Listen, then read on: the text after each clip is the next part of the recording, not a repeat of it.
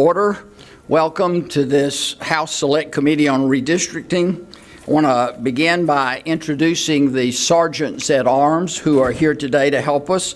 Marvin Lee. Marvin, if you will raise your hand. Marvin's over here. Terry McCraw over here. Reginald Sills he walked outside.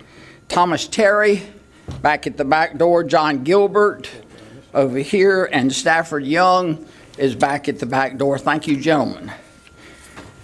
Let me also say to members of the committee, if there is a member of the committee who has an amendment that they propose to offer in this committee, that I need you to turn that in to the clerk for Chair Jones and I to take a look at while we are otherwise proceeding. Let me also, at this point, take just a moment to outline the procedure. I'm going to recognize Representative Jones to begin with for some remarks. Following that, Senator Heis will present the bill as it comes over from the Senate. We'll have questions and comments for them from members of the committee. At that point, we will take public comments. It's my intention to take those public comments for up to an hour, assuming we have sufficient time, which I think we will, but we're asking that members commenting, or members of the public who are commenting, limit their remarks to a minute so we can get through them all. The Sergeant at Arms, one of them, will be back there, and they'll have a little placard or sign that says 30 seconds to let you know you're halfway through, and then a sign when your minute is up. Beyond that, when we complete the public comments, we'll come back and we will take a motion on the bill and have committee debate. If there are amendments, we would take those up during that period of time. But we will be taking a vote on the final bill no later than 10 minutes to 4 or 3:50, unless we get through earlier. So, any questions from members of the committee? Great. So, that being said, the chair recognizes Chair Jones for his remarks on this bill. Thank you, Chairman. It is a pleasure to be here with you today. I'm going to paint a roadmap and walk each of you through the House's process regarding redistricting. On Friday, October 10th, I, along with Co-Chair Blackwell, emailed our consultant asking him to begin work on Monday, October 13th, here in Raleigh. The House consultant is Mr. Blake Springhetti, who is based in Columbus, Ohio. He previously worked for the Ohio legislature and has prior experiences redistricting Ohio, and also as a consultant for North Carolina House during the 2023 redistricting process. In that email to our consultant, we provided instructions for Mr. Springhetti to adhere to in constructing the map. Those instructions are as follows. Number 1, data identifying the race of individuals or voters shall not be used in the construction or consideration of districts in the 2025 congressional plan. Number 2, draw Congressional District 1, known as CD1, to increase the Republican vote share of CD1 in the 2023 congressional plan codified in Senate Bill 757 on October 25, 2023. Unless otherwise directed, you may consider any of the election results referenced in number 8 below, but you may only adjust the boundaries of CD1 and Congressional District 3, known as CD3. Number 3, draw congressional districts to comply with federal standards for equal population. Number 4, draw congressional districts that are contiguous. Contiguity by a point is not permitted, but contiguity by water is permissible. Number 5, to extent feasible, draw districts that are visually reasonably compact. No mathematical tests are required. Number 6, Take reasonable measures to draw districts that respect and follow contiguous municipal boundaries. Number 7, take reasonable measures to draw districts that do not split VTDs. Number 8, political data should be considered. You may use any election or political data that is loaded onto the computer provided to you by the North Carolina General Assembly. Number 9, an incumbent state house's members' local knowledge of communities of interest may be considered. And number 10, all work is to be completed at the legislative complex here in Raleigh on equipment provided by the North Carolina General Assembly. The election contest data in the stat pack before you, and that is also available on the committee website, was considered in the creation of the plan, but the primary focus was on the election contest data from the 2024 presidential race. So as stated in the drawing process that began here at the General Assembly on Monday, October 13th, let me be clear and let me emphasize, racial data was not used. Ultimately, we decided to proceed with the map put forward by Senator Heis, who you're going to hear from regarding the details of this map. The map was then publicly released last Thursday, October the 16th, and the public comment portal was open, giving the general public time to submit public comments for our review. We will vote this bill out of committee today, and it will be on the House floor for a final vote tomorrow. To everyone listening, the House is here today because California and the radical left launched a full-fledged coordinated attack. Mr. Chair. Up until now, we've been doing pretty well. I don't want to have to ask the sergeants at arms to remove people, but we'll have to contain those outbursts, please. So let's go back to being under control so we can get through this meeting and everybody can get their say. We don't need your reactions to what others are saying. Chair Jones, would you continue? Thank you, Mr. Chair. And again, we'll try it one more time. To everyone listening, the House is here today because of California and the radical left launched a full-fledged coordinated attack not only on North Carolina, but on the integrity of democracy itself. I've got bad news for Gavin Newsom and the radical left. North Carolina will not stand by while it tried to be undermined the will of the voters and stack the deck in D.C. Well, Mr. Chairman, I yield back. The chair recognizes Senator Heis to come forward. Welcome, Senator Heis. We love having you over here, especially when you're agreeable. Thank you, Mr. Chairman. Thank you, members of the committee. Members, before you is the proposed 2025 congressional map. We had a robust discussion in the Senate committee, heard public comment from everyone who signed up to speak yesterday, had hours of debate on the Senate floor yesterday and earlier today. I will not repeat everything I said, but I will say a few things about this redistricting plan. The motivation behind this draw was to produce a new map that will bring an additional Republican seat to North Carolina's congressional delegation. Republicans hold a razor-thin margin in the United States House of Representatives, and if Democrats flip 4 seats in the upcoming midterm elections, they will take control of the House and torpedo President Trump's agenda. President Trump has called on Republican-controlled states across the country to redraw congressional maps, and this map answers that call. On the issue of race, to be clear, consistent with our practices this decade, in 2023 and in 2021, absolutely no racial data was used in the creation of this map.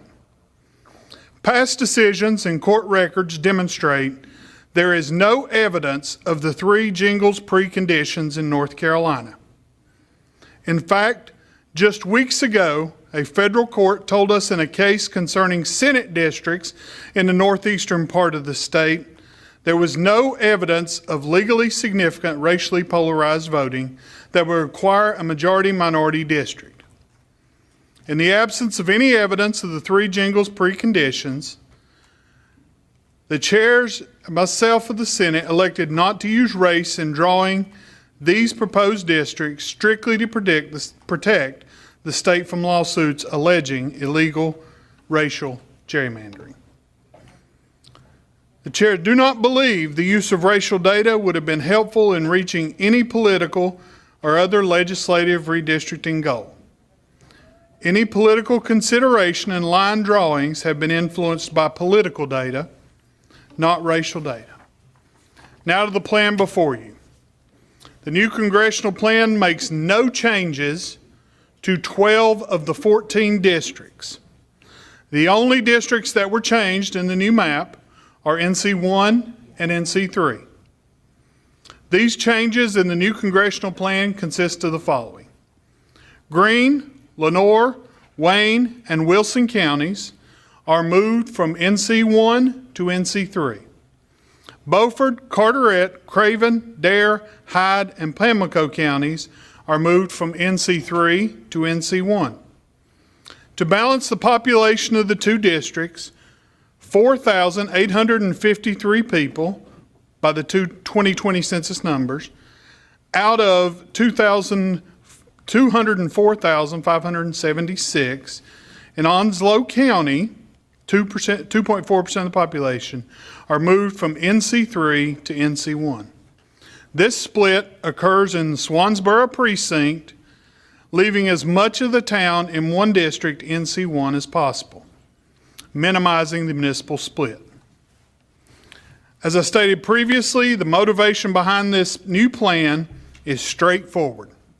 The new congressional map improves Republican political strength in eastern North Carolina. It moves NC1 from a district where President Trump earned 51% of the vote in 2024 to a district that would have produced 55% of the vote, an increase of 4 points.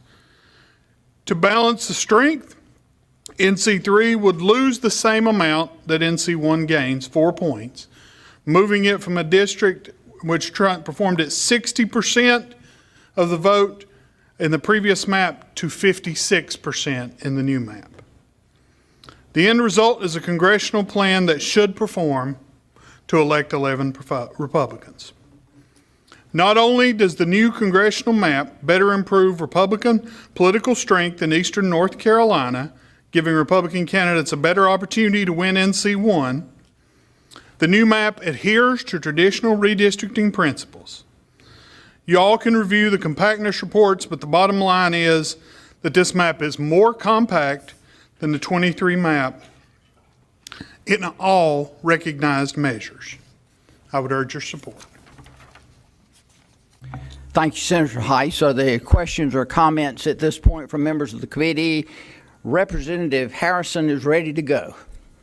Yes, Mr. Chair, thank you. And I have a question for Chair Jones and a question for Chair Heis, and then I'm going to make my comments if I may. Is that okay? I think that sounds reasonable. Great, thank you. Chair Jones, I was surprised to hear you describe y'all's efforts at drawing your own map. I just had heard Senator Heis talk about the process in the Senate, and I just assumed that y'all were working together on that. So you all, the House, worked separately to develop your own map with the criteria that you gave to Mr. Springhetti, and then you decided that you preferred the map. Were they similar? I'm just trying to figure out how you reached the conclusion to go with the Senate Chair Jones map. is recognized to respond. Thank you, Chairman. Thank you, Representative. Yes, we chose Senator Heis's map over, yes. Thank you. And Senator Heis, I listened to the Senate committee and I listened to the floor debate, and I don't want to waste the chamber's time adjudicating all the questions. So, but I did have one that I did not hear asked, and I'm wondering, because I didn't hear Chair Jones mention it either, were communities of interest taken into account for the drawing of this map?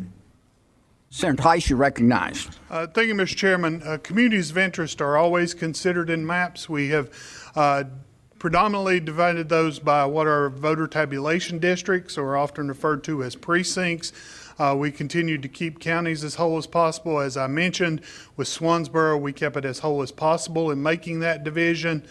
We divided one additional county in this map, and those are things we have always considered as communities of interest. There was no formal definition establishing a new community of interest that had not been part of our redistricting up to this point. Thank you, Mr. Chair. I might dispute that communities of interest sometimes exceed the boundaries of VTDs, but thank you for that. So I just want to respond to some of the points that You're recognized Thank for you. your comments. Thank you, and I will try and be as brief as possible, but there's a lot to say. So I have to dispute the claim that California started this. Texas started it at the behest of President Trump, who saw his potential for losing control of the House in 2026 elections is slipping away, and is asking states, and it's not just Texas, it's also Missouri, Indiana, other states are looking at redistricting to provide more Republican-drawn districts. And why is this wrong? President Trump is not very popular in North Carolina right now. I think his approval rating is below 40%. Many of his actions are meeting with great disapproval, and also blocked by the courts because they're illegal or unconstitutional. So I'm not sure that we should be drawing maps at the behest of President Trump that are clearly in conflict with what the citizens of North Carolina want. So there's that. The Duke study found that this map is the most gerrymandered and least responsive in North Carolina history. That's really saying something, because we've had some bad maps before, and this is bad. The process others are going to speak to, but the fact that we crunched this down into it's been a week, but the public's only known about it since Thursday afternoon, and we've had, unlike 2011 when we had 65 public hearings around the state, 14 in 2021, and several in the 2023 redraw. This is it for public participation and in the Senate committee, but we do have over 11,000 comments in the public portal, which I just found out only us on the committee are receiving those. Our colleagues don't have them if you're not on the committee. But that's really something, and the themes have been pretty consistent. Unhappy with President Trump, really unhappy with gerrymandering, very much want fair maps and independent redistricting. And this is, I don't know that that's what this map reflects. In fact, I'm pretty sure, because I listened to the Senate debate, that the Senate didn't take into account any public input when they were drawing the map. I hope this committee will, but I don't know how that's going to happen. So we've got the first redrawn congressional district mid-decadal in North Carolina history that wasn't at the request of the courts. So there's another record for us. There is no competitiveness. We no longer have a district that is competitive. It's a 12-2 map in a 50-50 state. We've got a 12-2 map without one competitive congressional district. We've got a president, as I said, we've got a very unpopular agenda, historically low approval ratings, yet we are drawing a map for him to maintain control of the Congress when we have severe cuts in Medicaid coming to our districts. We have SNAP benefits cut. We have environmental justice programs ended. We have environmental protections removed. We have the entire clean energy investments withdrawn. The list is really long, and it's all very unpopular. I will say that y'all are sick of hearing me talk about it, but while we still have a Voting Rights Act Section 2, this map clearly violates that section. There is and I disagree respectfully with Senator Heis that about that court ruling on the Senate districts, because I think maybe the plaintiffs didn't make their case. But it's pretty clear that there is evidence that majority black populations can choose a candidate of their choice given the opportunity, but this has not given them the opportunity because they're shifting the districts between Representative Murphy and Representative Davis in a way that we will not have a black Democrat representing that section of the state. And I'm really excited that Eva Clayton is here, who was the first black woman elected to the House since 1901, elected to the U.S. House from North Carolina since 1901. Representative Harrison, excuse me for interrupting you, and I don't mean to be unreasonable. We've got other members of the committee, and my biggest concern is that we've sort of intended to give an hour for public comment, and there will be an opportunity for debate on the motion itself. If you might finish up. I'm wrapping up. I'm almost done. I don't think Thank I'll you. speak again. So thank you. Thank you, Chair Blackwell. I just want to comment that everything about this process is wrong. And I know we're going to hear that from the public that's come to speak. Out of the 11,000 plus comments, my wonderful legislative assistant found 3 who favored the maps. So anyway, I appreciate your indulgence. I'm just so angry about what we're doing to our democracy today that I'm having a hard time containing myself, and thank you all for coming to speak. Thank you. Do other members of the committee have questions or comments at this point? And again, as I just said, we are going to have debate available, but Representative Ball, you're recognized. Thank you, Mr. Chair. A question for Senator Heis. Senator Heis, you're recognized for an answer. Senator Heis, I listened to the Senate presentation yesterday and the questions that you were asked, and recall that you were asked if anyone else had anything to do with drawing this map, and you indicated that they did not, that no one else was involved, it was just you. Can you explain the difference between what you said yesterday and what Chair Jones told us just a bit ago? So first, let me clear up the inaccuracies on that. I did indicate that I was accompanied by legal staff and others, as well as central staff and pro tem staff that were involved in that, in both the mechanics and the others of drawing the map. There were no other members present when I drew these maps. I think Representative Jones can say what he was saying. Something else was going on somewhere else in the House. But we completed the map. We sent the map out. Decisions were made. No input was given back to us on changes to the map after I had completed the drawing. And so the development and drawing of the map was completely done by me as the only member that was available there. I don't know what else you're looking for, but it was a sole decision. The House made the decision to proceed with that map. And as Representative Jones has said, they were looking at other things as well. Just a quick follow-up, if I You're might. recognized for a follow-up. Thank you, Senator Heis. That clarifies it a bit for me. But I'm also wondering, and actually want to express my concern, which I'll debate a little bit later, that you indicated that the map was sent out. It was not sent out to the members of the House of Representatives who are Democrats, at least, and on this committee. At least I did not receive it, and I don't think any of my colleagues did. So what you mean is that you sent it out to the Republicans in the House, and there was no change to yours. Is that right?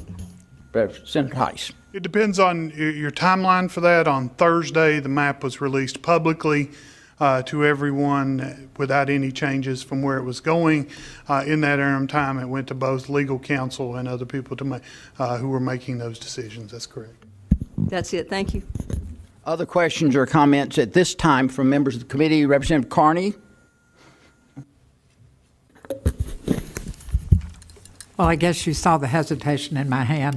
Well, I you didn't can really, take it but- back if you would like. No, I would like a question of the chair. Yes. So when we come back for discussion from the committee, we can ask questions then. I would rather hear from the public so we can move forward after that, whatever your schedule is, if you'll clarify. Here's my thought. Okay. I'm not sure if Senator Heis is going to hang around for the next hour and a half. So if you have questions for him, I would encourage you to go ahead and ask those now. Otherwise, we can deal with things during the debate and the motion after the public hearing comments. So then I do have a question for Senator Yes, Heis. please proceed.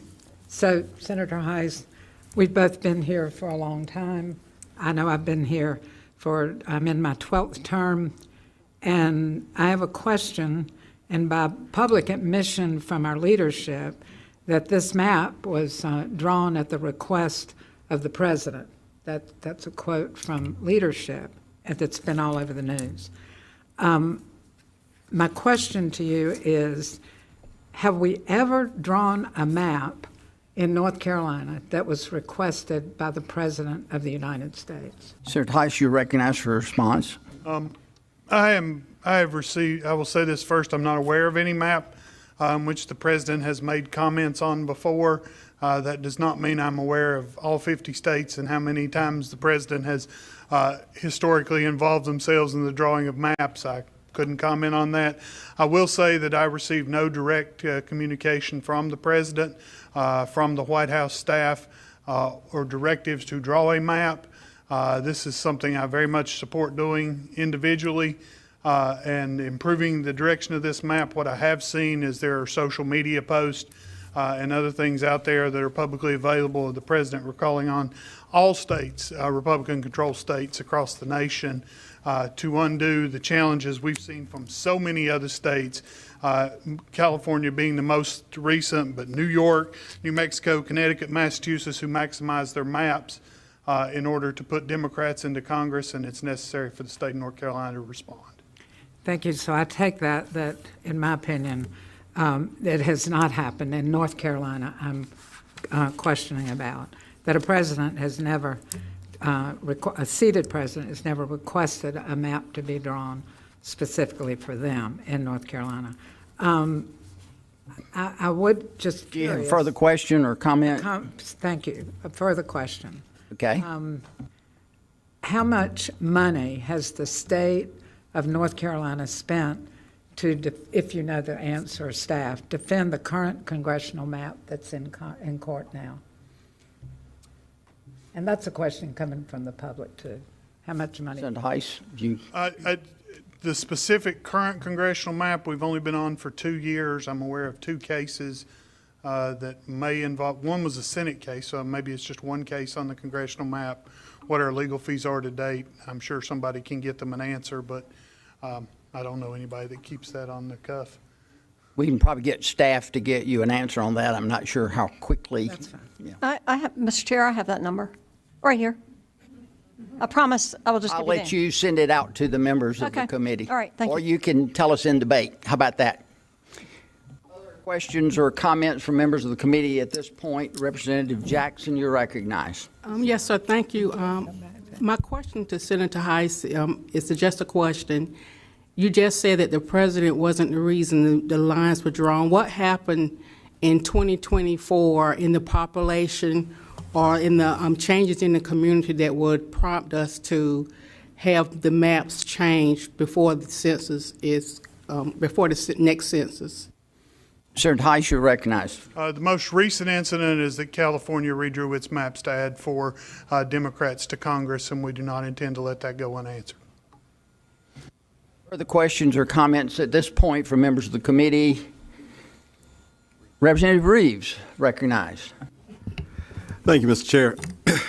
I know we've talked about California a lot, but I'm trying to look at what has happened.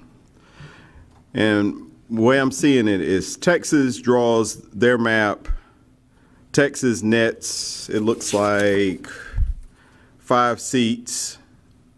California has drawn a map that's going to the voters, which may or may not pass, which gets 5 seats. Missouri then redrew, at the request of the administration, their maps that netted 1 seat.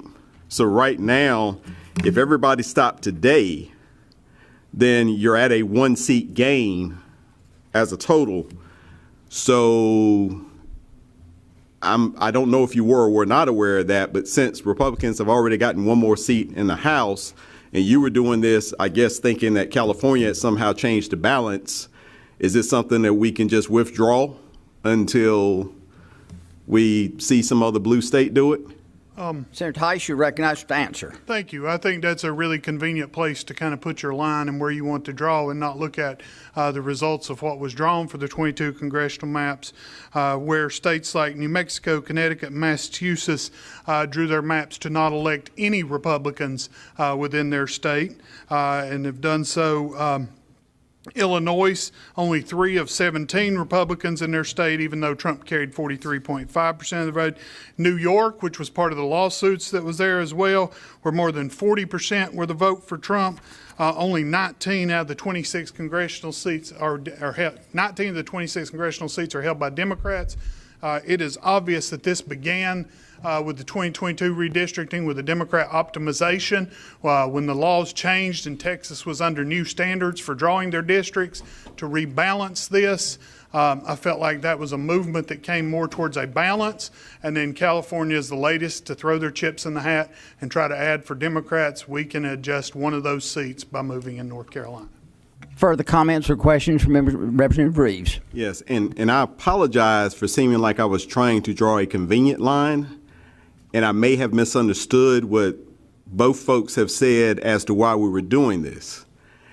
What I heard when you initially talked and when Chair Jones talked was that you were doing this in response to California, not into something that happened in 22. So if I misheard that, I apologize. So if this is a response then to what happened in 2022, why didn't you draw this map in 2024 when you had a chance to draw a map? Senator Heis. As you're aware, in 2022, we did not draw the congressional maps that's coming out. So the results of how the maps would perform, we didn't have 2024 election data either in that process. But it was California adding the 5 congressional seats to the Sun, which made us optimize our maps. We actually did put out a proposal for a 12-2 map in the previous draw of 2024. That's coming out. That was not adopted, but when the environment changes, the opportunity to make changes comes to light. Further comments or questions from members of the committee at this point? Representative Reeves. Yes, thank you. So the House drew a congressional map and the Senate drew a congressional map. And if I'm hearing you correctly, what's been adopted is the Senate congressional map. So there were no compromises made for the House map. So for instance, the House didn't have parts in it that you said, hey, I will change my map for, or is this the original Senate map that the House was asked to look at? Senator Heis. I have never seen the map drawn by the House or produced by the House. I don't even know that a full map was produced.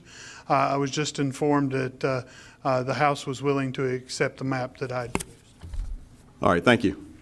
Further questions, comments, members of the committee? Representative Carney, you're recognized. Thank you. I wasn't quite through before, but go ahead. I was okay with that. Okay. Excuse me. So, Senator Heis, and I'm going to read from this, the 10th Amendment simply means that any powers not specifically given to the federal government by the Constitution are automatically reserved to the states or the people. From the question earlier, it appears that that the president, we know, has asked for this request of North Carolina. So can you know, if the following instructions that I read, aren't we violating the 10th Amendment by moving forward as a state on on a federal government, the president's request? Senator Heis. Multiple challenges to that. First of all, the right to draw congressional districts is given to the federal government. If you read the U.S. Constitution, it also authorizes Congress to make changes to the districts as well as the state legislature.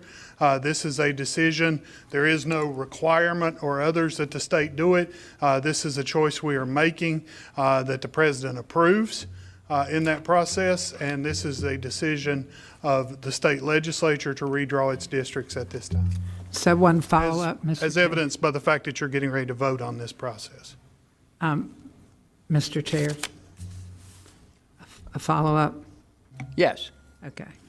So my question would be, after your statement then, would you have moved forward, or we've been requested to move forward, had this request not come from the president, would we be here today moving forward with this as a General Assembly? Given the opportunity to move forward and rebalance after California, I would have taken any opportunity available to bring this body here to maximize our congressional representation. Thank you. I just want to be on the record as saying I disagree that this started in California. It really originated back in Texas. Further questions or comments from members of the committee before we go to public comments? Representative Ball. Just a question for the chair, please. I Yes. want clarification. So we will have an opportunity to debate after the public has comment. In other words, you do not want us to debate now. You want us to wait till the public has completed, and we will extend as long as we need to, because we are not going into session, I understand, at 4. So our calendar can be moved to allow the public to have as much opportunity to speak, and the members of this committee as much opportunity to voice their thoughts as well. So if you'd clarify that for me. It's the intention of the chair that we would take a vote at 3:50. If we get some revised indication that they're going to give us more time or want us to take more time, that could change. But as of now, the expectation is we will go into public comments, and after the public comments, we will come back, have a motion and debate on the bill itself. How much time we will have may depend on how much time we end up with on public comment. The idea originally was to have an hour for public comment. We are now at 2:42, so we may, I think, unless, I don't know how many additional sign-ups we've got at the back, but we may have fewer public comments than we need for a full hour. So we're going to have to play it a little bit by ear, Representative Ball. I can't promise exactly how much time is, but we will have debate. Well, thank you, Mr. Chair. I offered a solution that will make sure we have plenty time to debate members of this committee, and that the public has plenty of time to offer their comments, because we have been told that the Republicans will caucus at 4 o'clock. Therefore, we are caucusing at 4 o'clock. So we don't have to go into session, which was the original plan, to have session at 4 o'clock. So anything can be moved a bit to accommodate the necessary debate on this bill. Well, as I say, we'll have to see how that develops. Presently, my instructions, if you will, for the committee are for us to finish at 10:04. If that changes, then I certainly am willing to stay here personally, but we'll see how that goes. At this point, we're going to go to public comment. I'll remind you of the rules, if you will, that 1 minute, the sergeant at arms has a card that he'll hold up after 30 seconds to let you know you've used half of your time, and then he's got a separate one to hold up when you have reached the 1 minute time limit. I know that's not a lot of time, but we got a lot of folks that we are going to try to hear from. I'm going to call these in the names in the order that they've been given to me, and I'm going to call several to start with, and I'll call them in order. If the person second and third and fourth in line would go ahead and come up to the mic and stand at the back or to the side and wait for your turn, that might help us move through this promptly. The first, and when you're speaking to us, if you'll identify clearly your name, if you are with an organization or representing a group, if you'll let us know that.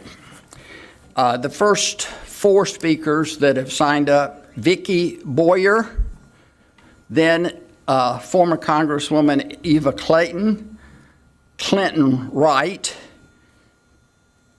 I think this is Khalil DeThomas, apologize if I didn't get that correctly, Tamika Walker Kelly. That's 5, but we'll start with Ms. Boyer if she's here, and if you'll come up to the mic, and Ms. Clayton, if you can get in position. Yes, Ms. Boyer. Thank you. Thank you very much. I'm Vicki Boyer. I am from Orange County, representing myself. I want you to know I'm a North Carolina native, and I can trace my ancestors here back to the 1730s. I'm going to tell you that this is one of those days that will live in infamy in North Carolina history. Today, North Carolina Republicans show their true face. They have lost all sense of honor. They have lost their Christian values. They've become completely absorbed into the American Fascist Party. Their oath of office, sworn to with their hand on a Bible, means nothing to them. It was only a means to an end. Their actions today prove that their plans for North Carolina are so unpopular that they have to cheat to win. They don't want to govern, they want to rule. I hope they will remember that old adage that cheaters never prosper. The best sign I saw Saturday at a No Kings rally was this: Yo Papa didn't run moonshine through North Carolina hollers just so you could be a bootlicker. Thank you, Ms. Boyer. Representative Eva Clayton. Ms. Clayton, welcome to the House. Thank you. I wish to speak on the House bill redrawing North Carolina Congressional District. I rise to speak against the House bill that redraws North Carolina 1st Congressional District. Shame on this General Assembly, shame on North Carolina for silencing the will of the people of northeastern North Carolina, a true swing district that reflects the diversity value of the state. For 91 years after 1901, no black citizen represented North Carolina. I broke that banner. I was that person who was elected in 1992. I represented teachers. I represented farmers, those of the diverse area. In 2024, voters in this district chose a Republican president and a Democrat black representative. That, although I did not vote for that president, that is democracy. What you're doing today means that you are against democracy. But this redistricting strips, indeed, the majority black counties from the 1st Congressional District and bury them in a heavily Republican area. That is an act of gerrymandering. You also remove one of the 3 black representatives. Shame on you for saying you didn't consider him. Thank you. Did you not know that Donald Davis was black? Well, I'm here to inform you. Thank you. Thank you, Representative Clayton. Our next speaker is Clinton Wright. Good afternoon. I'm Clinton Wright, and I've come here today to talk about Senate Bill 249 as a recovering Republican turned registered independent. Like many of you, I'm from a rural country town where most people vote Republican because that's how my father, my papa, and my granddaddy and generations of my family voted. The GOP is a party of people who allow the social movements of their day to push them to do great things. I know what you're feeling in these confusing times. I know you're a Republican politician because you too want to do great things, and you're confused by the men and women around you who aren't living up to the principles of the party that you were raised in. So I've come here today to say, leave your church and your lying, abusive pastor. Burn your hoods instead of your crosses. Open your closet doors instead of hiding your truth. And I promise you that when you do, what you'll find is a huge, gigantic family that loves you just the way you are. And you don't need to stay on your knees worshiping the men who bully, belittle, harass, and rape you with their golden phalluses of lies and hatred. I know that deep down inside of you, you know that these maps are racist, immoral, and wrong. Vote no. State budget. In doing so, you will do something great, Mr. and Wright, you will your save time yourself has by finding expired. your freedom in your truth. The next speaker, if I'm reading this correctly, is Khalil de Thomas. Apologize if that's not correctly pronounced. Thank you. My name is difficult. It is Khalil D. Thomas. I am with Democracy Out Loud. I asked Representative Pricey for the amount of taxpayer money spent on redistricting litigation. $22,512,000 redistricting litigation since GOP took over in 2011. It's ironic to me that the Party for States' Rights is abdicating their own power to Trump to give a convicted felon with an incredibly dangerous and unpopular agenda your power. And you Republicans are willing to kneel to fascism for Berger's desperation not to be primaried. It's a misdirected claim that this is not race targeted when you're targeting the district that's known as the Black Belt. This is the Southern agenda. You will be on the wrong side of history. Today is an amazing opportunity for a Republican who has the nerve to be a hero by standing up for equal representation and the rights of black voters. I demand Medicaid funding and a moral budget, not racist maps. Thank you, Ms. DeThomas. Let me read out some names. I think Ms. Kelly is probably at the podium, but the next speakers after her, if you would come up, would be Greg Flynn, Deb Oronzio, Pat Butler, and Catherine O'Malley. Ms. Kelly, you're recognized. I am Tamika Walker Kelly, an elementary music teacher from Cumberland County and president of NCAE. It has been 113 days since the General Assembly has missed its deadline to pass a state budget. 100 days of missed opportunities for students across the state, 100 days of educators trying to function without the raises that they deserve, and 100 days of uncertainty for schools trying to plan. But instead, you are busy drawing congressional maps once again. And so while teachers are wondering if they can stay in the classroom, you are rigging the system. And instead of students who are thinking of them, who are sitting in overcrowded classrooms, you are breaking the rule of law to benefit the powerful few. Education, public education, is the foundation of our democracy and this economy, and yet it is playing second fiddle to people's political ambition, and that should not be so. Thank you. Thank you. The next speaker is Greg Flynn. Greg Flynn, citizen, voter. The map hasn't changed since yesterday, so my comments will be equally familiar. This president has circulated a video of himself dropping excrement on American people. This is the God you worship, the dictator you appeal to, you appease, the king you pander to, while thousands of North Carolina citizens are on track to lose health insurance, while civil rights guaranteed by the Constitution are now daily trampled on. No one is safe from his retributions, not even you. I pledge allegiance to the flag of the United States of America and to the republic for which it stands, a republic if you can keep it, not to a felonious monarch in a gilded house on Pennsylvania Avenue. Are you monarchists? Are you not Republicans? Absolute power is corroding the republic. Just because you can legally eat everything at a buffet doesn't mean it's a good idea.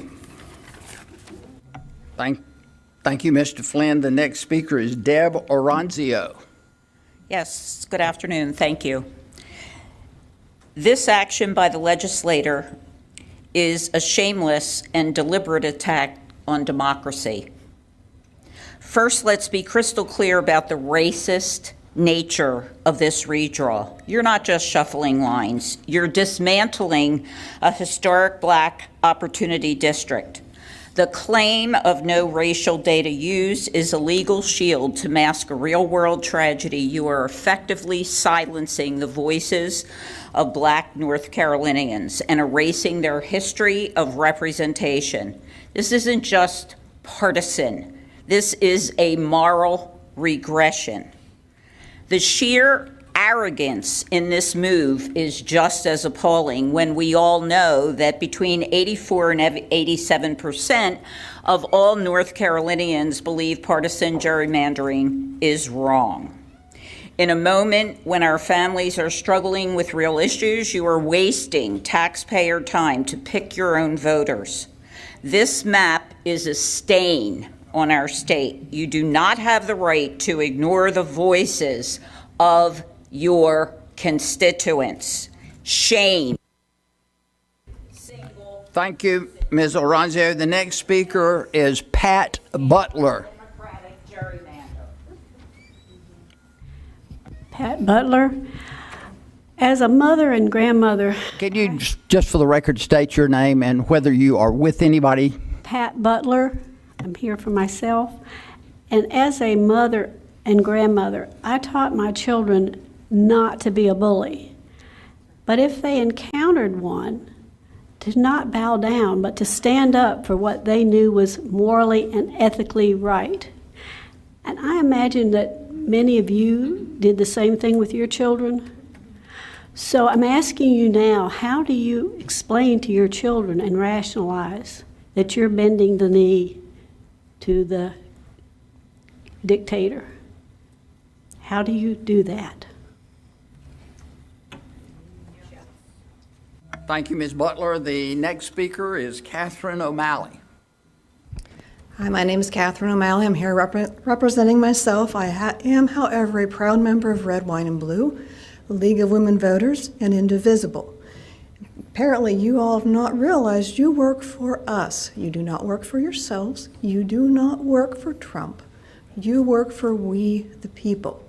I'm also a proud participant in the No Kings Day, where we stood 7 million proud to say, you represent us. These maps do not represent the state of North Carolina.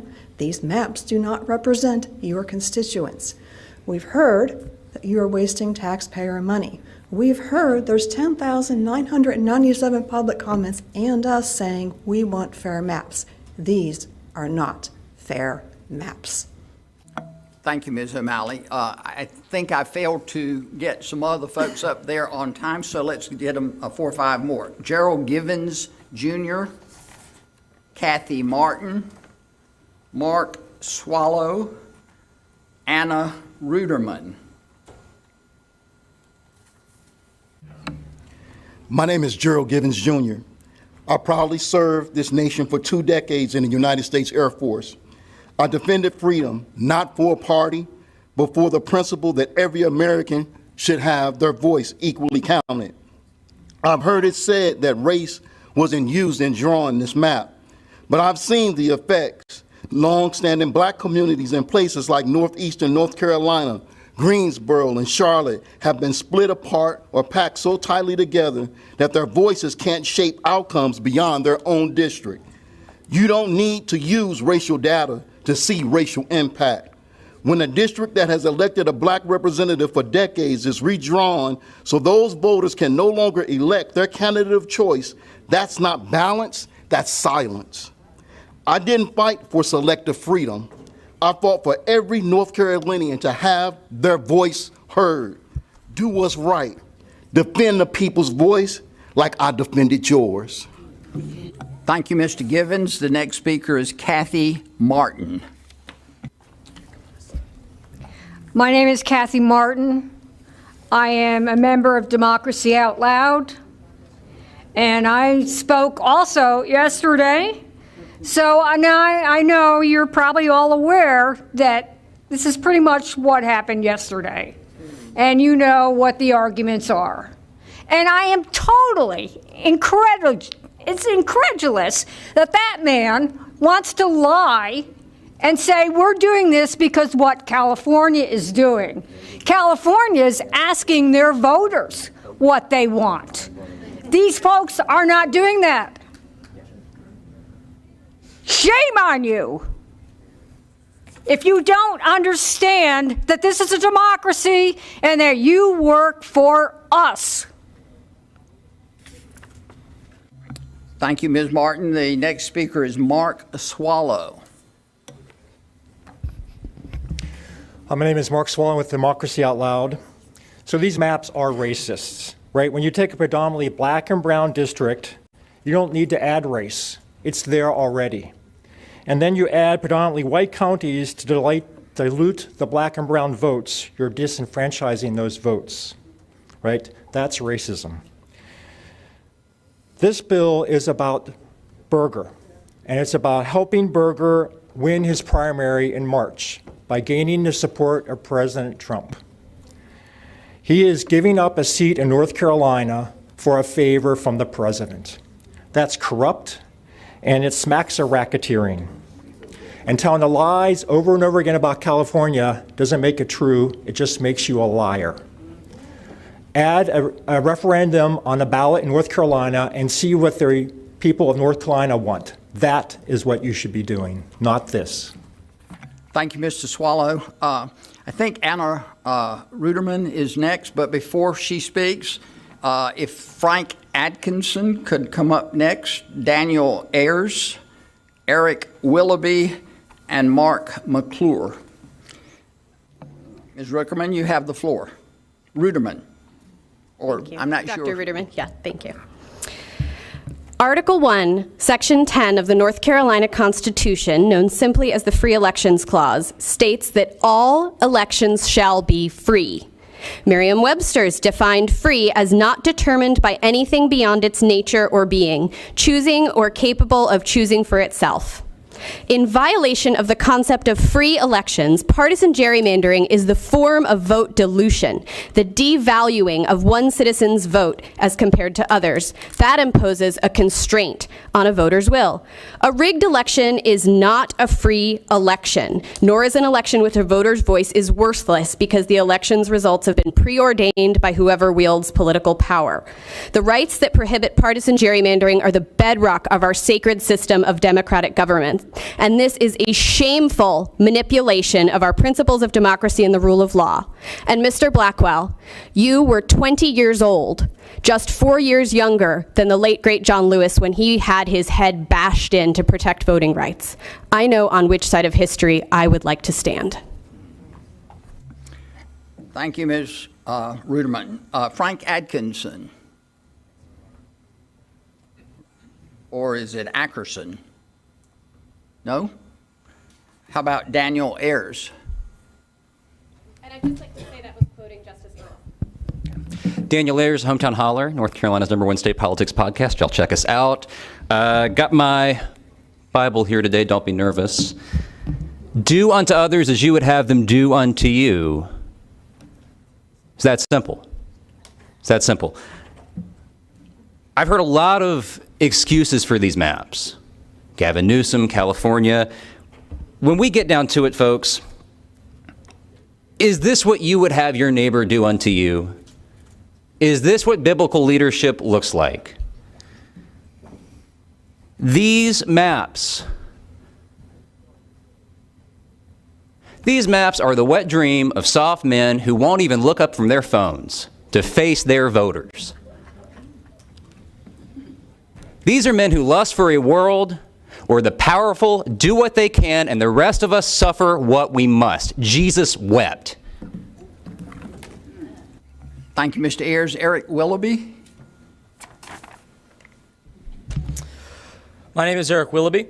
I'm a sophomore at UNC Charlotte, and I just want to highlight what this kangaroo court actually is. This is a sham. This is a blatant, racist attempt to limit the power of minority voters. This is pathetic, it is pitiful, and it is shameful. That is what this is. And you Republicans, you want us to be afraid because voters who are fearful do not show up. They do not come and fight you on everything. But let me tell you, hear us, see us.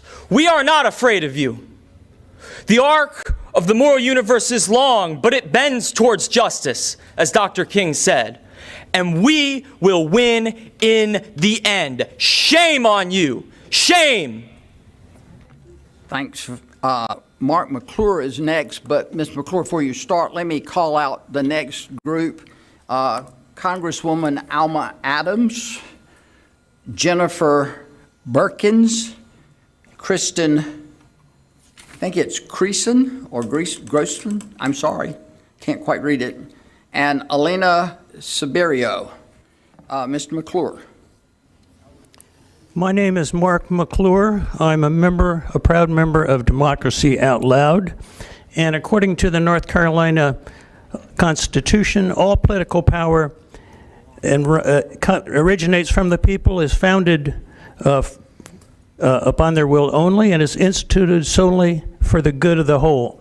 This surgical targeting of the black and brown community in Northeast North Carolina is not for the good of whole. I'm a physician. There's a cancer in Washington, D.C., and it has metastasized throughout the Republican Party. And it will kill this party. It will kill the Republican Party. And it will hurt millions of people. Vote against this. Thank you, Mr. McClure. Congresswoman Adams, welcome back. It's good to see your hat. Thank you, Mr. Chairman. I'm Congresswoman Alma Adams. I'm a former member of this body, and I'm deeply ashamed of this body for putting the people of North Carolina last. Speaker Hall made it very clear that this attempt to further gerrymander our state is being done at the request of President Trump, not because it's in the best interest of North Carolina citizens. You focused on stealing another congressional seat after you've already stolen 3, and rigging our democracy, then addressing our states, not addressing our state's pressing issues. And we're tired of congressional districts being shuffled every election because you'd rather pick your voters than have them pick you. We're tired of being disenfranchised, of being embarrassed because gerrymandering is more important to you. So you're not just targeting a Democratic member, that's obvious, and he is black, you must know that. You're trying to dismantle the district with the largest record of black congressional leadership in North Carolina history. And that's just not right. Your constituents are speaking to you today. I certainly hope you listen. I spent 20 years here. I know you. You should know your citizens, and you need to respect our wishes. Thank you, Congresswoman Adams. The next speaker is Jennifer Berkins. Hello. I'm no organization, just a very concerned American citizen. What's happening here right now, because Pino, president in name only, asked you, his radical right minions, to steal more seats is an abomination. Chair Jones, your rhetoric and propaganda is astonishing. This started in Texas with Abbott, and California responded using your racist and right-wing tactics, and you don't like it. It's an abomination of our Constitution and what we the people want. Tell yourselves there's no racial component to this gerrymandering, if it helps you sleep at night. This shouldn't even be happening at all, and this legislator isn't even doing its job. Where's our budget, guys? Y'all have your priorities mixed up, and your hunger for maintaining power and control is sickening. It doesn't end here. We, the people, will continue to fight for justice, diversity, equity, and inclusion, and fair maps. We, the people's voice, will not be stifled, and we will persist. The world is watching, and your place in history will not be favorable. Thank you, Ms. Berkins. The next speaker is Kristen, and I apologize, I can't read your last name. You may. Sorry.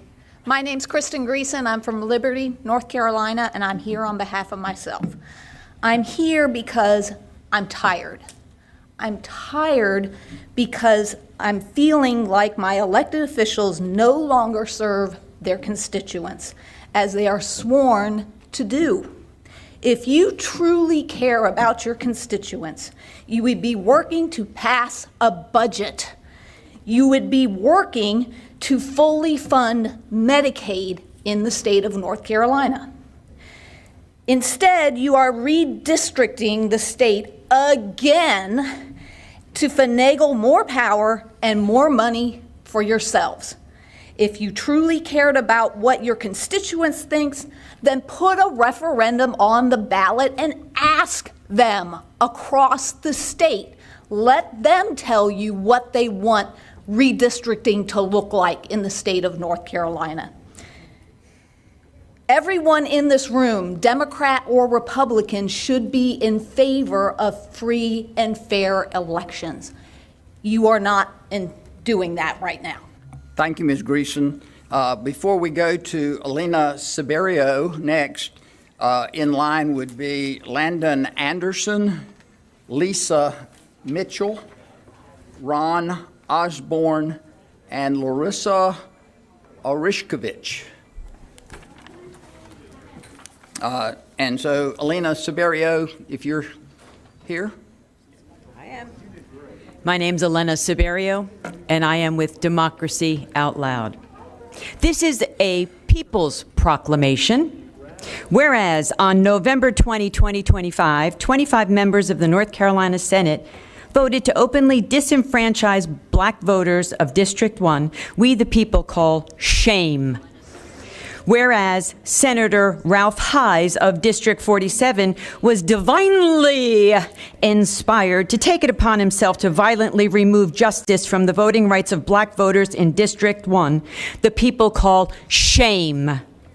Whereas the Republican Party of this state has decided to get on their knees awaiting their reward from an authoritarian thug, a convicted felon, who sees himself as king while defecating on the citizens of this republic the people call shame. Whereas the House of Representatives of the state of North Carolina has the opportunity on this date to break the cycle of partisan gerrymandering, the people say, do the right thing, stop hurting black voters, as has been the result of every gerrymander in this state's history. Thank you, Ms. Vote Severio. no. Your time has expired. Landon Anderson. Mr. Anderson, are you in the room? If not, Lisa Mitchell. Hello, and thank you. I appreciate this opportunity to talk. Rather than repeat points that other people have made, I would just like to remind this esteemed committee that 84% of voters, including 87% of Democrats, 78% of Republicans, have said they oppose partisan voting maps in this September survey.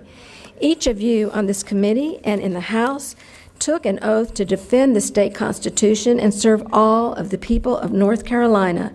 If this gerrymander is implemented, at least 6 million people will have lost trust in this House.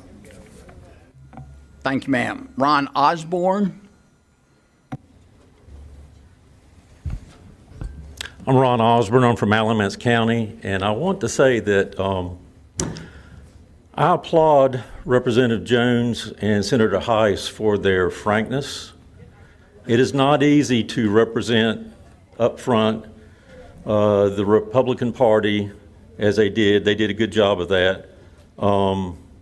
They put their bigotry and their greed front and center, and I appreciate that forthrightness in doing that.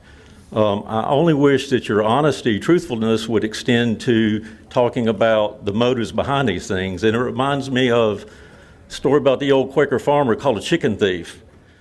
He caught the chicken thief in his barn, and he said, "Friend, I would not shoot thee, but I would not harm thee, but I'm about to shoot where you're standing." And that's the kind of way you're looking at saying this is not about racial issues. You can call it which it is, but we know what's going on. Thank you, Mr. Osborne.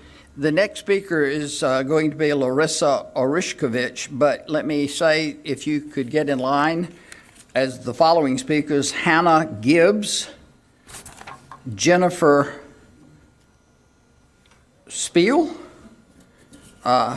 and Jasmine Abney, and Carlos Stacy, or Stacy Carlos. But first, Larissa Orishkovich. First of all, I thank you for attempting to pronounce my last name. It's very courageous of you. My parents were from Ukraine. They came here after World War II, so I was born and raised here, and I know why they came, just as many others come, for the better life. I'm not here to shame anybody, to talk ill about anybody. All that has been said before me, but I am looking for courage. I am looking for somebody who aspires to be somebody like Abraham Lincoln. The Republican Party has had great figures in its history. So why are we simply rubber stamping our commander-in-chief and not exerting our rights as free-thinking people to stand up for the people of North Carolina? To redistrict this in a manner just to gain a vote is dishonest, lacks integrity, and will not serve you well in the future. Thank you. Thank you, ma'am. I won't try it again. Hannah Gibbs is next. Ms. Gibbs, are you in the room still? Apparently not. How about Jennifer Spiel? Help me with your last name. It's Spiel, S-P-E-A-L. Okay. Sorry, my handwriting was not all that great. My name's Jennifer Spiel. I am a citizen of this great state in this country. First, I want to say I reiterate, uplift, and personally agree with every word Representative Harrison spoke earlier. I think she hit all the nails on the head. I'm here to communicate my extreme disappointment in the continual redistricting of our voting districts. I mean, how many times do we got to do this? Really? Gerrymandering is cheating, plain and simple. And I have said for a long time that the Republicans don't have game. They haven't had game in a long time. And when you don't have game, you have to rely upon cheating to get votes. One last thing I want to say is we the people of North Carolina means fairly and justly representing the people of North Carolina.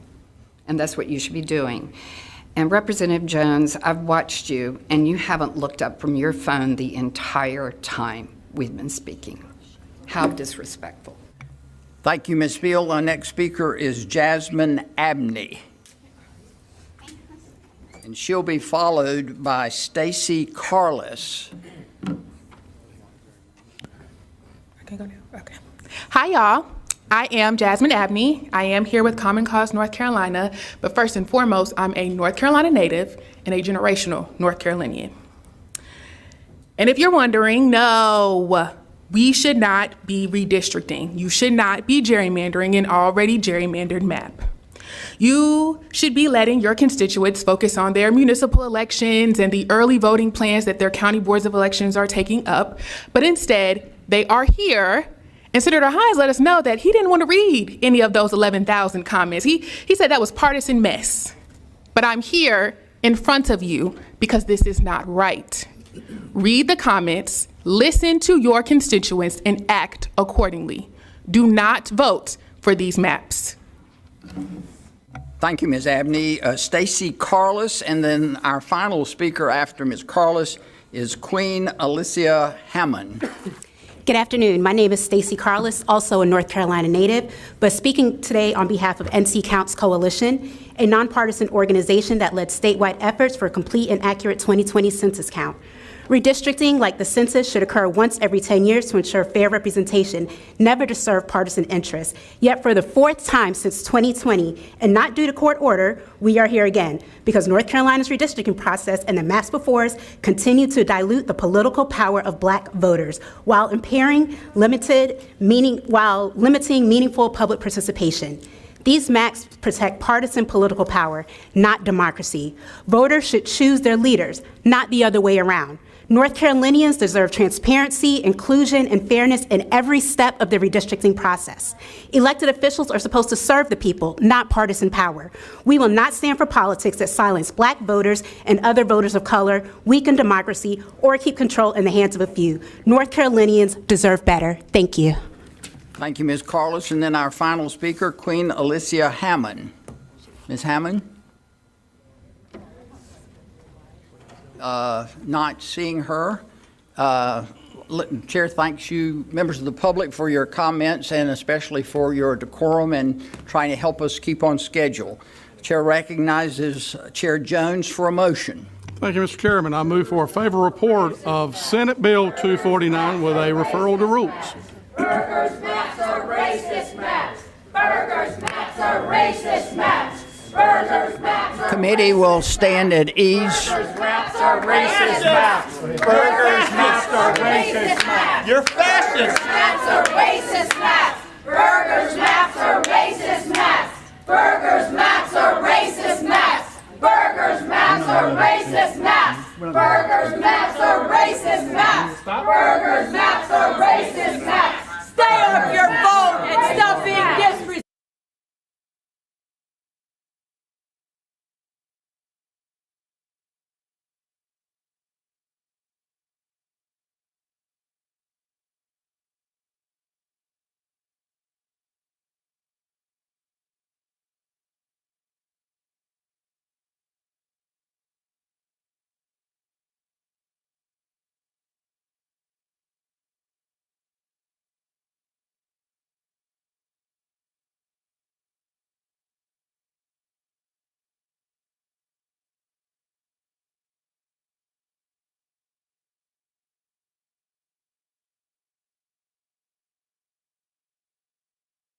You're recognized for a motion. Thank you, Chairman. I move for a favor report to Senate Bill 249 with a referral to rules.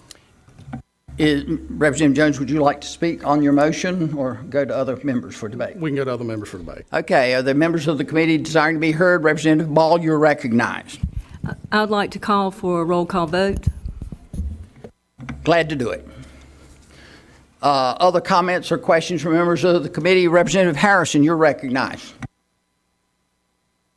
Thank you, Mr. Chair. I know I promised I wasn't going to speak again, but there were a couple of things that I missed, including that financial figure. So Mr. Thomas said it, but we got the information in right as the committee was starting up. So I've been checking every time we go through these redistricting litigation processes, and the total now is, since the 2011 redraw, it's been $22,512,000. So that's a lot of money, and I guess I raise it in the context of the fact that this very district that's getting redrawn, 1 and 3, is subject to litigation right now in the federal court. And the trial took place in June, and it looks like we might get a decision imminently. And this seems premature to be drawing this map when it's going to be the same issue. So I wanted to also sort of remind folks what Dr. McClure said. It's Article 1, Section 2, Sovereignty of the People, the clause about all the power vesting with the people. So the point is that what we're supposed to do as an institution is solely for the good of the whole.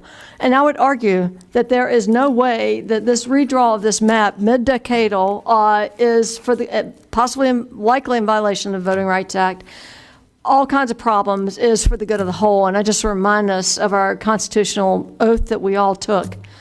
And a vote for this map seems to be in direct violation of that oath. And I guess I have a quick question for the chair. Given that we just heard a bunch of public comment, we've had all the online portal comments, are we going to factor any of that into the proposed map, or are we just voting on this map? Thank you. We're voting on the motion before the committee by 350. Are there other questions, comments from members of the committee? Representative Reeves. Thank you, Mr. Chair. And I recognize that I'll probably comment a couple other times, and so I'll try to not be as lengthy as I sometimes am. What I'm hoping would happen in this committee, same thing that I hope that happens if it passes this committee and goes rules, same thing I hope that happens on the floor. And I guess what is important to me right now, sometimes all of us do things, and disappointingly for me, the country has become completely polarized about party. Everything is, what party are you in? And if the party does something, then, a lot of us feel compelled to support it. I have been very clear in my time up here, and I don't think there's a time that somebody can tell me I've done differently. I am in a political party because that is the system that we're in.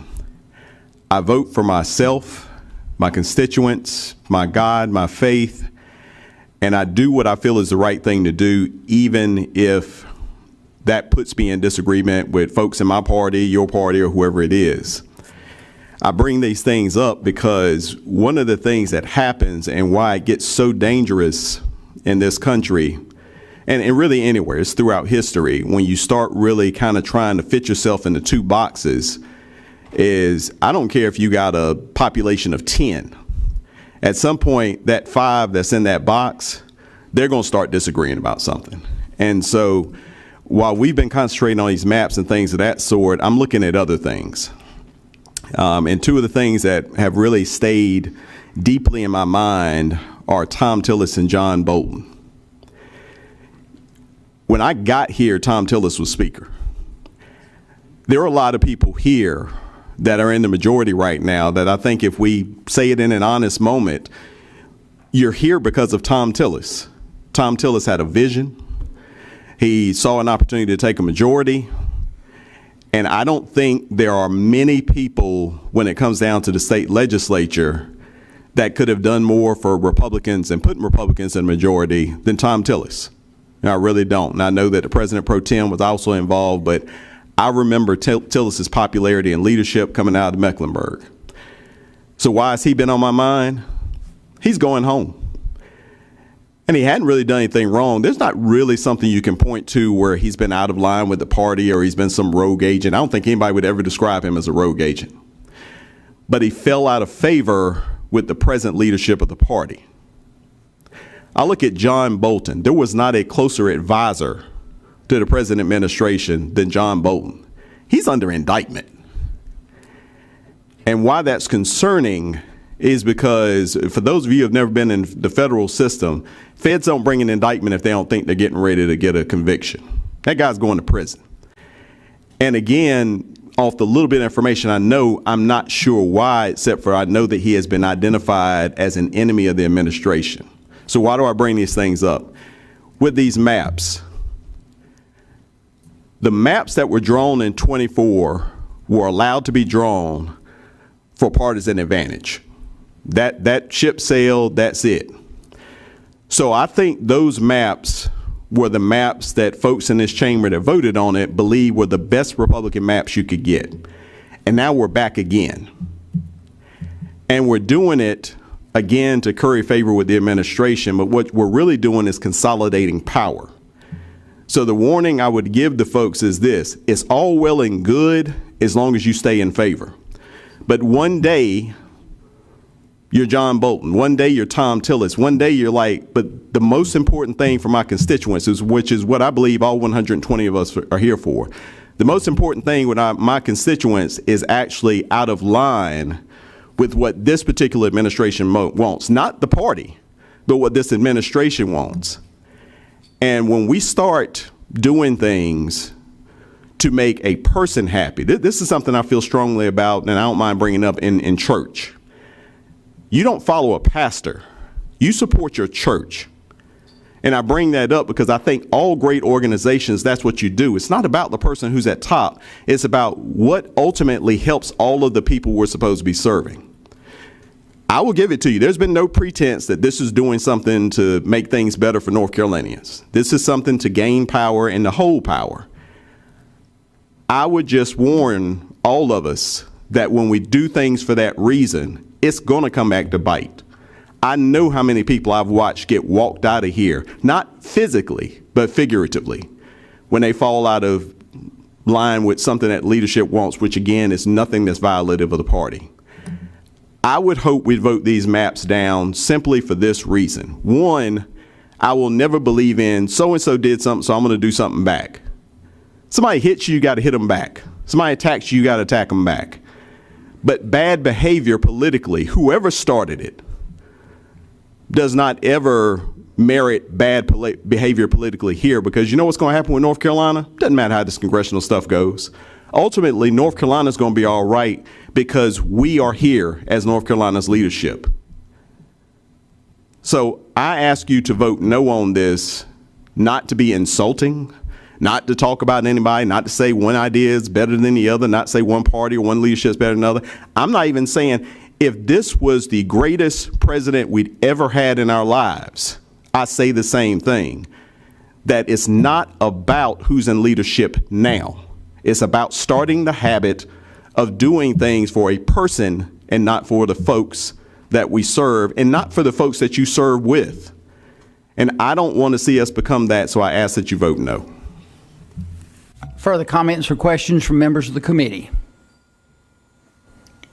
Seeing none, the question, I'm sorry, Representative Dew. Sorry. I will say I actually served as the redistricting chair for the county commission, or for the county, which was appointed by the county commission in 2011. And so at that point, our maps were actually pulled back here during the middle of the process, which circumvented the opportunity for the community to actually comment on the maps. And I think that it's really unfortunate that in this situation, for those who are being affected who may not be able to make it here, from my folks in Mecklenburg, of course, there are a lot of people who could make it here today, but there was not an opportunity for the folks affected to be able to speak to these maps in a public forum that wasn't here. And also, I don't think an hour and 40 minutes is adequate. And also, with the way this process was set up, there's no real opportunity to change. And so that's unfortunate. I expected more of us. Representative Ball. Thank you, Mr. Chair. Just a few thoughts. The old map is bad and is a gerrymander. The new map is really, really bad. I don't want us to forget that. The current map and the new map are illegal partisan gerrymanders, even if the U.S. Supreme Court and the North Carolina Supreme Court do not agree. I will not shy away from calling it that. Sorry, excuse me. The current map and the new map are illegal racial gerrymanders that violate the Voting Rights Act, reauthorized by Congress and signed by President Bush in 2006. This is true even if the U.S. Supreme Court does not agree. In the long, sordid history of North Carolina gerrymandering, we are breaking new ground, and I am outraged about that, as I know many people who have reached out to me from my district and all over the state. Thank you. Further comments or questions from members of the committee? Representative Carney. Thank you, Mr. Chair.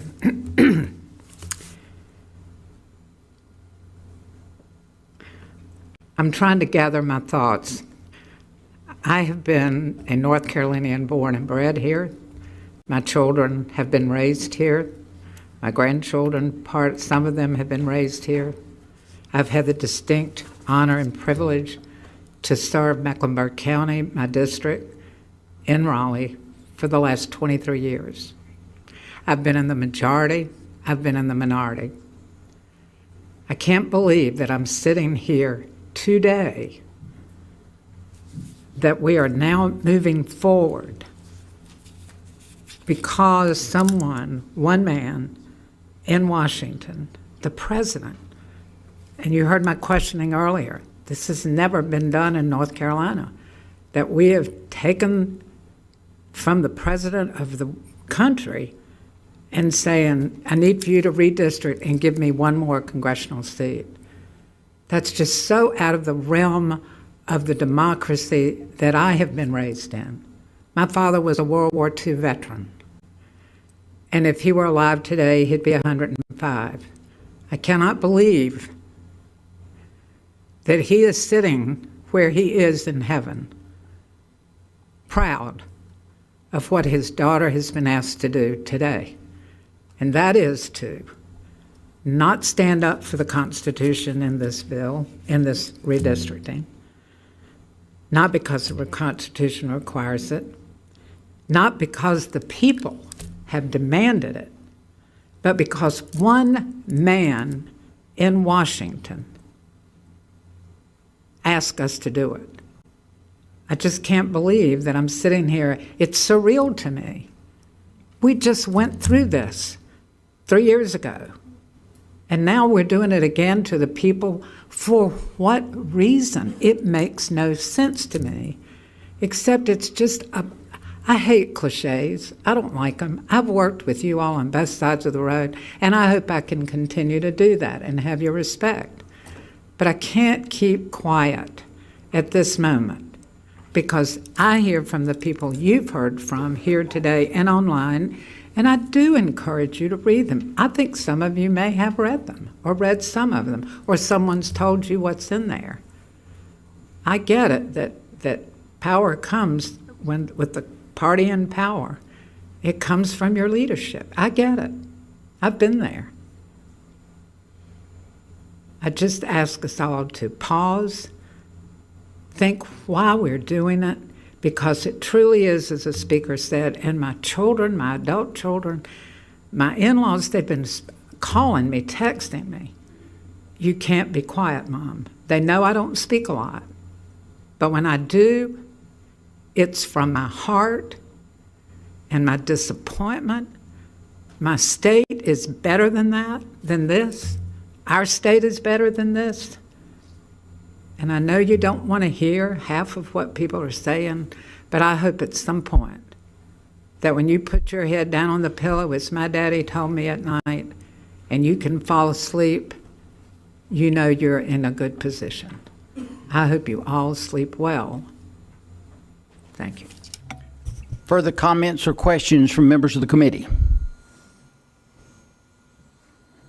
Seeing none, the motion before the committee is that we give Senate Bill 249 a favorable report with a referral to rules.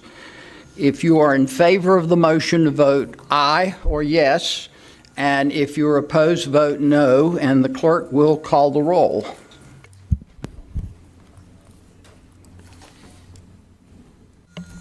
Representative Ball? No. Ball, no.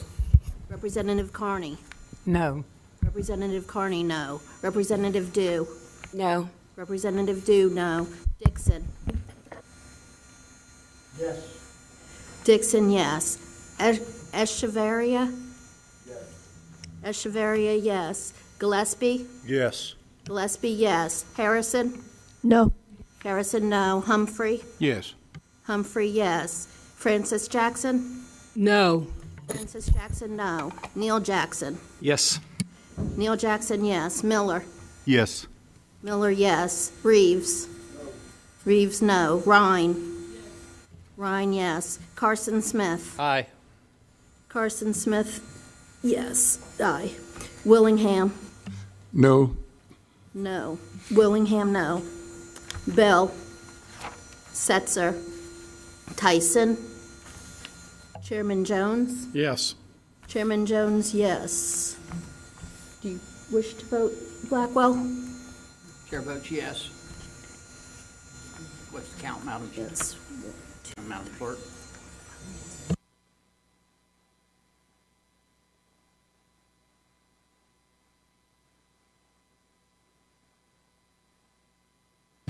The votes on the motion are 10 in favor, 7 against. That completes the work of this committee, and the committee is adjourned.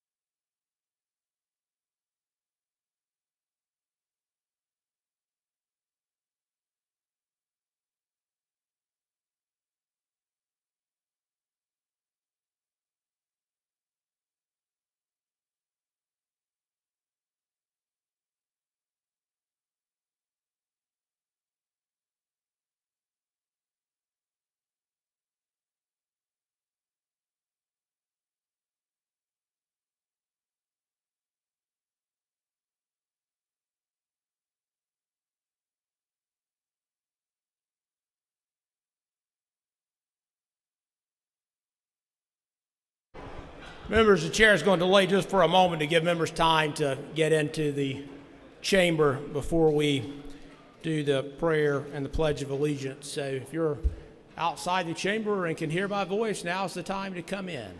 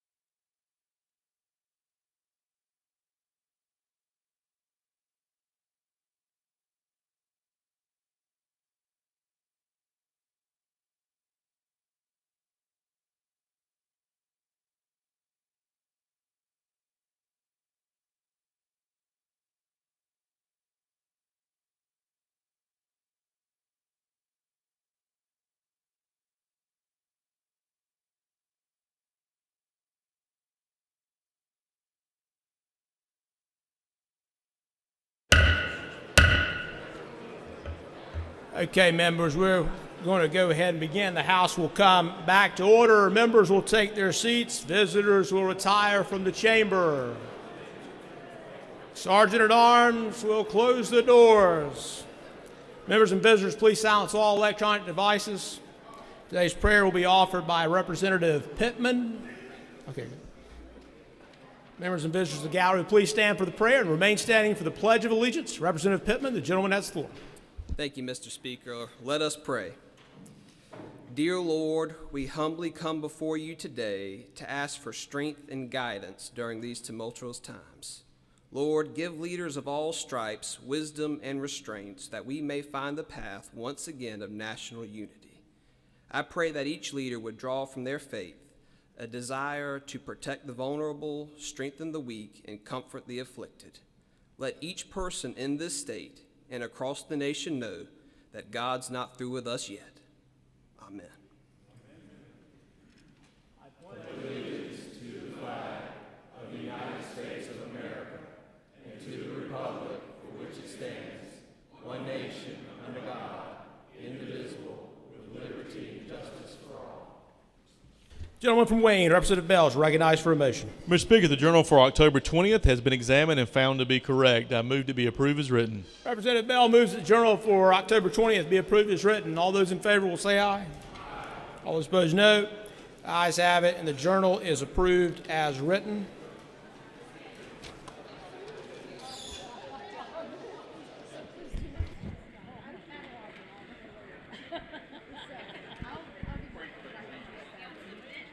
what purpose the lady from Guilford, Representative Harrison, arise? Point of personal privilege. Ladies recognized for a point of personal privilege. Ladies and gentlemen of the House, you all remember last month we passed reg reform.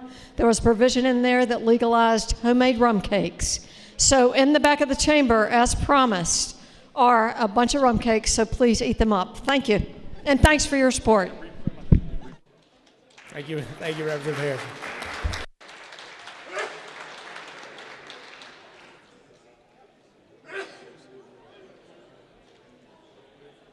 For what purpose the gentleman from Alamance, Representative Riddell, rise? For an announcement. Members, we're in session. Gentleman's recognized for an announcement. Thank you, Mr. Speaker. Friends, I'm here to announce the formation of the Chantel Caucus. This is for members who are in the 7 counties cited by the governor as a part of the declaration of disaster. And I will be acting as one of the co-chairs, and we're waiting for a future draft pick to be announced from the other side about filling up the position for the other co-chair. So that's it. Chantel Caucus purpose is to try to make sure we get the kind of support to our municipalities, counties, things like that that were hit so hard in those 7 counties. Thank you, Mr. Speaker. Thank you, Representative Riddell.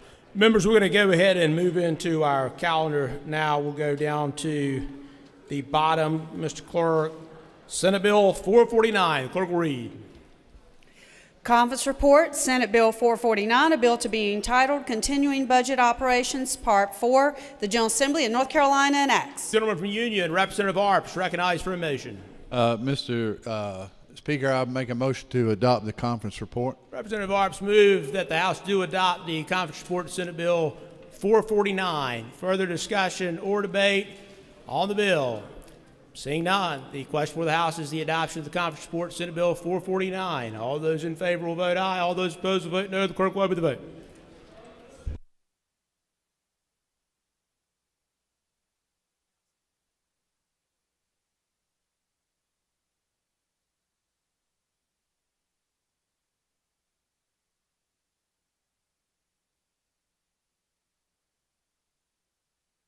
Riddell, aye.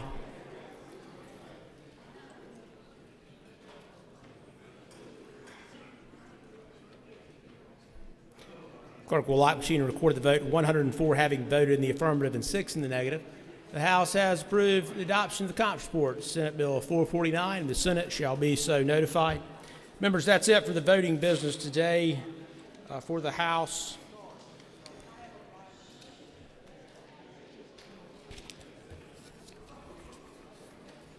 We'll go ahead and, if the members will hang around just a second, we're going to do notices announcement. The chair will have some guidance on schedule. For what purpose, the gentleman from Brunswick, Representative Miller, arise? Point of personal privilege. Gentleman's recognized for a point of personal privilege. Thank you, Mr. Speaker. In light of the tragic events that occurred at American Fish Company in Southport on September 27th, I want to take a moment to sincerely thank all of my colleagues on both sides of the aisle for reaching out with kind messages, phone calls, generous offers of support in the aftermath. Southport is my home, the place where I was born. It is a peaceful, welcoming town where people of all backgrounds come together to socialize and enjoy the beauty of our community. What happened that night shook us all. I would like to extend my deep appreciation to the Southport Police Department, Brunswick County Sheriff's Office, Oak Island Police Department, the State Bureau of Investigation, and the State Highway Patrol, as well as all first responders, fire, and EMS. Their rapid and professional response, along with their tireless investigative work, ensured that the individual responsible was quickly and safely apprehended. As we reflect on this tragedy, I want to take a moment to honor the 3 lives lost that night. Miss Joy Rogers from Southport, she had been living in Southport for about a year. Solomon Banjo, who was a visitor for the weekend from Charlottesville, Virginia, and Michael Durbin from Ohio. Please keep these 3 and the 8 others injured in your thoughts and prayers. I am humbled by the way our community has come together and the strength that Southport has shown. Once again, thank you to my colleagues for your support during this difficult time. For what purpose, the gentleman from Orange, Representative Bwanzi, rise? Point of personal privilege. Gentleman's recognized for a point of personal privilege. Thank you, Mr. Speaker. I just wanted to wish a dear colleague a very happy birthday. She is very graceful, very powerful. She celebrated her birthday last week, so if we could give her a round of applause for her birthday.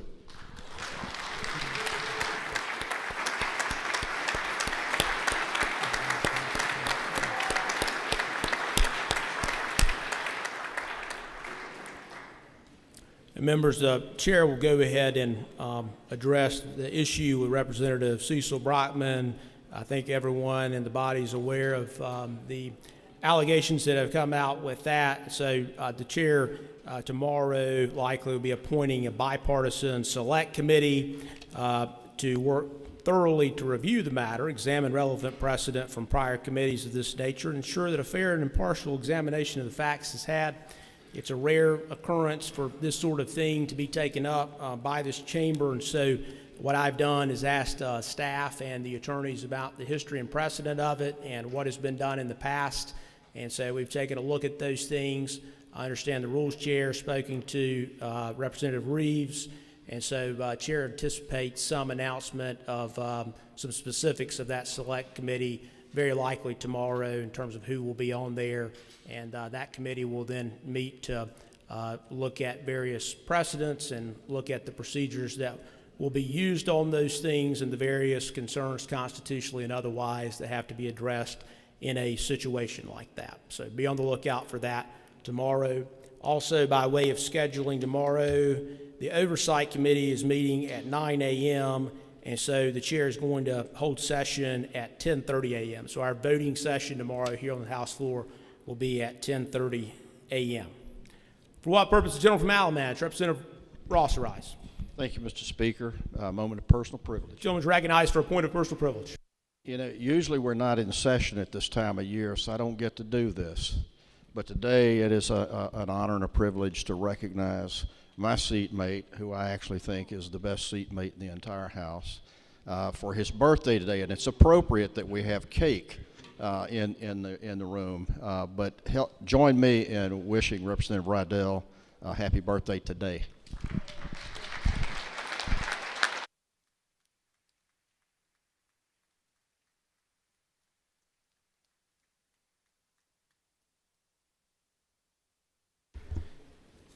Okay, members, further notices or announcements before we adjourn until 10:30 a.m. tomorrow? Seeing none, the gentleman from Wayne, Representative Bell, is recognized for a motion. Mr. Speaker, I move the House to now adjourn to reconvene Wednesday, October 22nd at 10:30 a.m., subject to the standard stipulations set forth in Rule 15.1. Representative Bell moves, seconded by Representative Jones, that the House do now adjourn to reconvene Wednesday, October 22nd at 10:30 a.m., subject to the standard stipulations set forth in Rule 15.1. All those in favor will say aye. All those opposed, no. The ayes have it, and the House is now adjourned.